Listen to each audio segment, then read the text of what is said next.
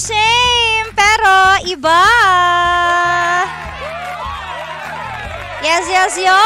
Kapiling mo na po ang nag-iisang chicks ng radyo. Siyempre, walang iba kundi ako yon, si Gandang Kara. Oras po natin, 1:10! Kumusta naman ang lahat? Naku, live na po tayo ngayon sa ating Facebook. Hanapin mo lang, Energy FM 106.7 o kaya naman DJ Kara. That's DJ Space, K-A-R-A. And please, like and share. Like mo na, tsaka i-share mo na. Malay mo, manalo ka dito. Charot lang. Manalo ka dito ng pag-ibig. Diba? Sa comment section, malay mo, may matagpuan ka dyan. Alam niyo ba, nasabi nila ang pag-ibig daw, kung kailan mo least ine-expect, dun daw talaga siya lilitaw. Oh. Kaya malay mo, ngayong araw na to, when you least expect it, lumitaw siya bigla sa comment section. Di ba minsan gano'n anak ko, may mga alam akong story na ganyan. May isang nag-post, tapos may nag-comment. Tapos may nag-comment ulit na isa, uy, parang classmate ka dati nung ganyan o kaya pinsan mo ba yung classmate ko dati nung high school kami? Ay, oo, ikaw ba yun yung nagpunta dati sa sa tagpuan or sa bahay, ganyan. Tapos, doon na magsisimula yung connection yung dalawa. Tapos, hello, anong ginagawa mo? Ganyan na, sunod-sunod na yan. So, minsan talaga, yung mga bagay na hindi mo ine-expect, nangyayari naman talaga yun sa totoong buhay. At minsan may mga araw na akala mo, it's a normal day lang, pero hindi mo alam, yung araw na yun pala, doon mo matatagpuan ang true love mo. Ay, meron din ako nakita na true love daw versus great love. Ano nga ba daw ang mas matimbang? Ano nga ba, no? Parang hirap sagutin, no? Kasi ang great love is parang minsan, part of the past. Kasi hindi daw lahat ng great love natin ay nakakatuluyan natin.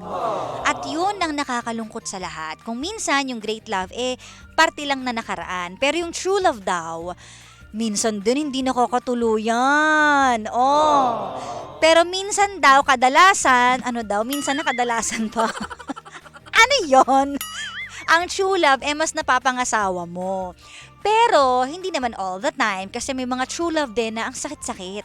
Kagaya last night may napanood ako sa TikTok na yung true love niya, hindi niya nakatuluyan kasi hindi dahil sa ayaw nilang dalawa na magkatuluyan. May mga instances in the past na talagang complicated at hindi talaga inaadya ng sitwasyon. Pwede rin yung true love mo, yun yung namayapa, kaya hindi kayo nagkatuluyan. Yun yung pinakamasakit din sa lahat kasi wala kayong laban dun eh. Kapag health issues na ang pinag-uusapan, wala ka talagang laban eh. Kaya talaga ang health natin pagtibayin natin para makasama pa natin ng matagal yung mga tao sa paligid natin at yung mga taong minamahal natin. Diba? Nako, speaking of health, diba? Sa mga tea lovers out there. Meron po tayong MX3 tea with pandan. Ang MX3 tea po ay gawa sa dahon ng mangosteen, hinaluan ng pandan para mas refreshing ang panlasa at saka healthy pa sa katawan natin. Diba?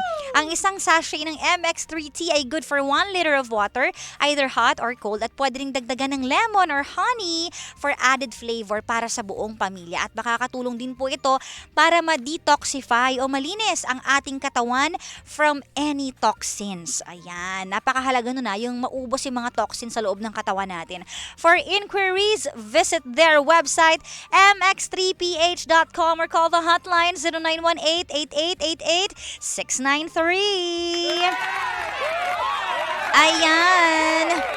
At sa mga hindi pa nakakapasok sa live natin, sa mga nasa biyahe sa mga oras na ito, punta na po kayo sa live natin. Yung mga nasa bahay lang din at walang ginagawa, punta ka na sa live natin, dali, at pwede ka mag-comment dyan or mag-advise. Ano nga bang masasabi mo sa magiging kwento natin for today? So wag na natin patagalin pa.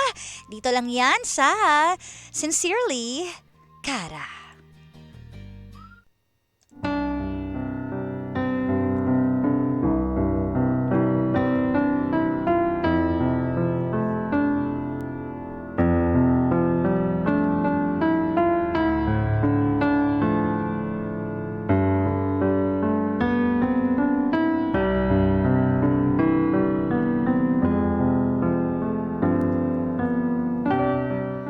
Sabi nila, pinakamahirap daw sa part ng pag-aasawa yung hindi pagkakaintindihan.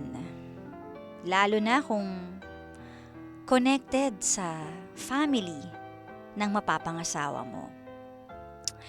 Kumbaga, para bang wala pa kayong basbas or hindi okay ang basbas Or hindi ka fully tanggap? O kaya naman hindi kayo nagkakaintindihan? Lalo na kung ang karibal mo ay ang nanay ng asawa mo. Paano nga ba ang gagawin mo? Ito ang story ni Audrey, 30 years old. Meron na raw siyang asawa at wala daw ibang ginawa yung asawa niya kundi pakinggan ang nanay niya sa lahat ng sasabihin nito. Sabi niya 4 years na raw sila nung asawa niya pero nagulat na lang siya na after nilang ikasal ay parang ayaw bitawan nung asawa niya, yung nanay niya. To the point na dun sila tumira sa bahay ng asawa niya. And after that, syempre nakisama at dumating sa time na buntis na siya. At minsan nakakaramdam siya ng selos dahil feeling niya ang priority pa rin ng asawa niya ay yung nanay. At dumating pa sa point na pag nagkikwentuhan, mababanggit nung nanay nung asawa niya yung mga ex. Kaya naman naiilang siya. Ano nga ba ang dapat niyang gawin? So let's hear it straight from the heart of our voice sender for today. Hello po DJ Kara. Ako po si Audrey, 30 years old. Meron po akong asawa na halos walang ginawa kundi pakinggan lang yung mama niya. Tipong parang inasawa ka lang niya para maging katulong nila at hindi para makasama na bumuo ng masayang pamilya. Sa totoo lang po, I'm more than 4 months pregnant. Actually, nung di pa ako buntis, hinahayaan pa naman ako ng nanay niya na makasama ko ang anak niya, which is ang asawa ko na po. 4 years na rin po kasi kami ng asawa ko, pero nagulat na lang po ako na pagkatapos po naming ikasal ay parang ayaw ng bitawan ng asawa ko. At gusto pa na doon kami tumira sa bahay nila kasi bihira lang naman kami umuwi sa kanila noon. Kaya nung nalaman namin na buntis ako at 9 weeks na yon, wala akong magawa kundi makisama at doon na ako nagstay sa kanila. In short, makasama po ang nanay niya. Hindi ko maintindihan pero minsan parang iniisip nila na inaagawan mo sila ng anak. So ang nangyayari, yung nanay niya ang nagpapakaasawa sa anak niya na dapat ako naman gumagawa. Tipong lahat ng kilos, oras at kahit sa mga bagay ay laging nakabantay siya at lahat alam niya. Ang hirap pala talaga pag nakakasama mo, mother-in-law mo. There is one time na nagkukwentuhan lang kami ng husband ko. We're happy as in, yung mood na masaya lang. Then nakisali nanay niya hanggang sa may naikwento yung nanay niya na tungkol sa mga ex ng asawa ko na biglang nag-iba ng emosyon ko.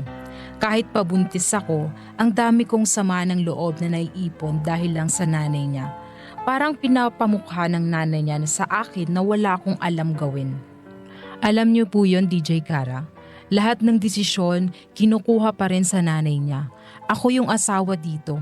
Pero parang naging sabit o kaya katulog na lang ako sa bahay nila. Luto doon, luto dito. Pero may nasasabi pa rin sa akin yung nanay niya. Sa totoo lang po, kaya naman naging bumukod ako sa ayaw lang din umalis ng asawa ko dito sa bahay nila. Kesyo walang kasama nanay niya, kesyo mas malapit sa pinagtatrabahuan niya at para rin daw may kasama ako. Sa totoo lang, nirerespeto ko naman yung nanay niya. Kaso nga lang, parang sobra naman ata kung ginagawa na lang akong katulong at sunod-sunuran sa kanilang mag-ina. Tapos konting gastos sa akin ng asawa ko, may nasasabi rin yung nanay niya. Tsaka kapag napapansin niya na sa akin lahat atensyon ng anak niya, ang gagawin niyan, magluluto yan ng favorite na pagkain ng anak niya. Ginagawang bata pa rin. Hindi ko po alam saan ako lulugar, DJ Kara. Kapag nagsalita ako baka sabihin wala akong respeto. Pero ang hirap naman po nun dahil parang natatapakan na rin po ang pagkatao ko. Ano po ba dapat kong gawin, DJ Kara?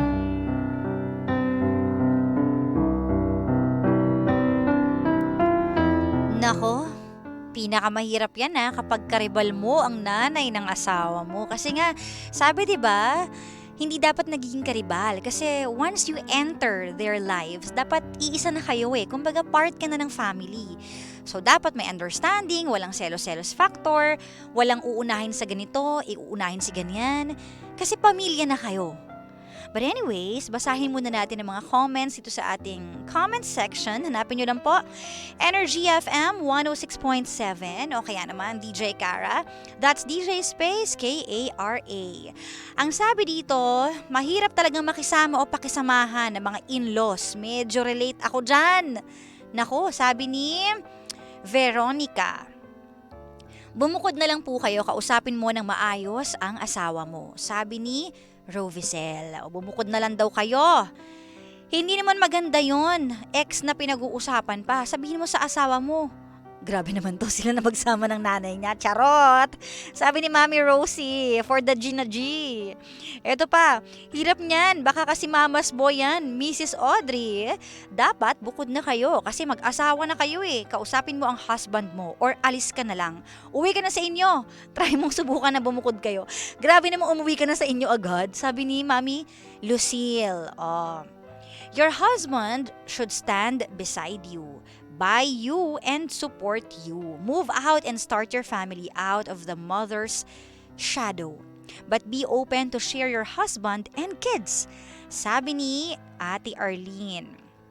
For the bumukod talaga ang sinasabi lahat ng mga comments dito. Sabi pa dito, mamas boy ang asawa mo.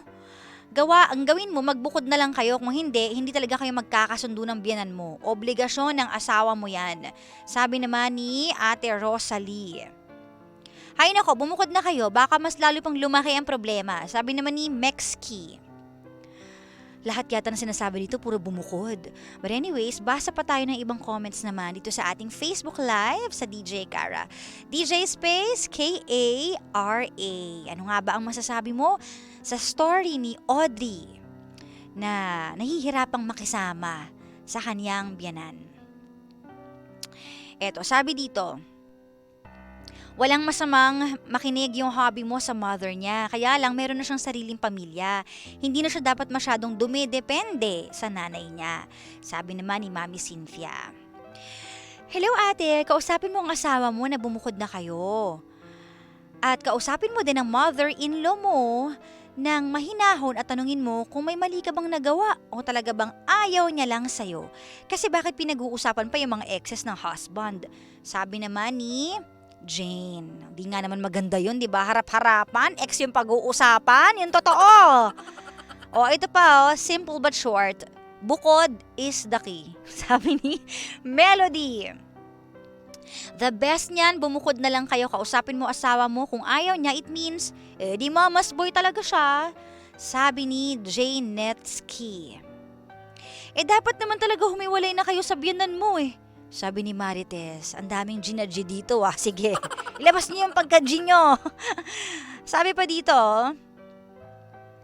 hi ate, karamihan talaga sa mga mag-asawa, mother-in-law minsan ang nakakasira sa relasyon ng mag-asawa. Mag-usap kayong tatlo. Kausapin mo ang asawa mo ng maayos na kailangan nyo ng bumukod para na rin sa magiging anak ninyo. Sabi ni Anna May. 99% of the comment section is bumukod. But anyways, eto naman ang masasabi ko sa problema ni Audrey. Sabi nga, mahirap daw talaga kapag hindi mo kasundo ang biyanan mo. Kasi maraming mga issues ang pwedeng lumitaw dyan. It's up to you kung paano mo din aayusin ang lahat. Pero dun sa part na nagkikwento about the ex, syempre ekis naman talaga yun. Hindi na dapat pinag-uusapan yun. At dun sa part na yun, insensitive yung nanay ng asawa mo. Kaya kailangan mong sabihin sa asawa mo na siya ang kumausap sa nanay niya para hindi na ulit gawin. Kasi siya lang yung may kakayahan at may power na kausapin yung nanay niya na itigil yung mga ganun kasi nasasaktan ka eh. Kung gaano kaimportante sa buhay niya ang nanay niya, dapat ganun din kaimportante sa buhay niya, ikaw. So kung iniingatan niya yung feelings ng nanay niya, dapat niya ding ingatan yung feelings mo bilang asawa. Pero eto na nga yung mga issues natin sa mga biyanan. Napakahirap naman daw talaga kapag hindi mo kasundo ang biyenan mo. When you first started dating, your husband's strong connection with his mother might have won you over. Kasi ngayon ka lang dumating at kung strong yung bond nila, yung connection nila, yun na yun eh. Wala na tayong mababago dun. But otherwise, it's also a good example of how he treats his closest friends or relationships. Kasi kung mabait siya sa nanay niya, possible na maging ganun din siya sa'yo. Kasi sobrang nirerespeto yung nanay niya, sobrang niyang mahal yung nanay niya. It's a good example dun eh. Dun mo tignan sa positive side. But then again, syempre alam naman natin na nag-iiba na ang sitwasyon kapag nag-aasawa na tayo. Kasi nga, di ba sabi, kapag nag-aasawa na, iiwan mo talaga ang nanay at tatay mo, lilisanin mo sila at sasama ka sa mapapangasawa mo. But it doesn't mean nakakalimutan mo ang pagmamahal mo sa mga magulang mo. Di ba? Siguro yung part na hindi kayo nagkakasundo ng biyenan, marami kasing pinanggagalingan yan. Number 1, it's either ayaw niya lang talaga sa'yo. Kasi selos siya sa'yo. May mga ganong, aminin na natin na may mga ganong biyenan. Ayaw nila mag-asawa yung mga anak nila kasi nga parang baka hindi na sila maintindi, hindi na sila maasikaso. So ayaw lang niya or hindi siya boto sa'yo. Pero ang puso ng tao, nawiwin naman yan eh. Natatrabaho yan. Isa pang mga sitwasyon kung bakit nahihirapan na humiwalay sa biyenan kasi pwedeng meron silang financial ties na natatakot yung biyenan na baka maputol yun pag umalis kayong dalawa. May mga ganun eh. O kaya naman, kaya ayaw din umalis ng asawa mo kasi he expect you to take care of him in the same way her mother does. Baka hindi niya yun nakukuha sa'yo at doon niya lang nakukuha sa nanay niya. Pero syempre, kailangan kasi na mas mag-focus na siya sa'yo ngayon, lalo na at magkakaanak na kayong dalawa. Kaya normal din talaga yung mga tension between spouses and moms. Pero ang sagot, nasa kamay ng asawa mo. He is the answer. Kailangan niyong mag-usap ng maayos at kailangan mo din syempreng i-win ang puso ng biyenan mo kasi hindi lang yan ngayon.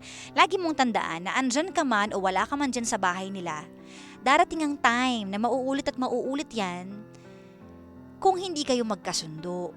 So mas masarap talaga kung magkasundo kayo ng nanay ng asawa mo. Hindi naman kailangan super duper close kasi may mga gano'n naman talaga eh. Pero mas maganda rin sana kung okay kayo, walang issues, yun yung masarap eh. Para maluwag sa puso mo na every time na dadalaw kayo, every time na mag-uusap kayo, magaan sa pakiramdam nyong dalawa. Kaya, itry mo din na i-win ang puso ng nanay ng asawa mo. Try mo lang kasi wala namang mawawala dun eh. Forever mo na siyang makakasama at hindi mo na matatakasan yan kasi iisang pamilya na kayo. So, kausapin mo yung asawa mo at sabihin mo sa kanya lahat ng nararamdaman mo. At sabihin mo din na willing ka naman.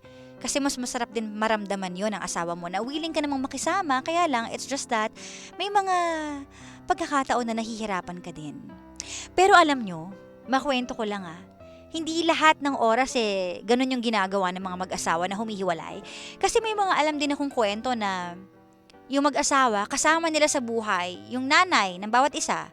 Pwedeng nanay ng lalaki or pwedeng nanay ng babae, pero walang nagiging problema. Nagkakaroon man ng mga instances na hindi pagkakasunduan, but overall, sila pa nga yung nag-aalaga di ba? So, alam nyo, depende rin talaga yan sa pakikisama, sa understanding. Depende rin talaga yan sa inyo. Pero kung ganyan na yung sitwasyon, dapat priority ka na din kasi asawa ka na at tatayo na kayo ng pamilya. But again, walang mawawala kung itatry mo na i-win ang puso ng nanay ng asawa mo. So pag-usapan nyo mag-asawa kung ano ang plano nyo together. Kasi after all, magsisimula yun sa inyong dalawa. Mutual understanding is the main backbone of every happy relationship. So, kailangan mutual yan yung pag-unawa nyo sa bawat isa. At alam nyo, relationship should be based on understanding and not on adjustment. Sincerely,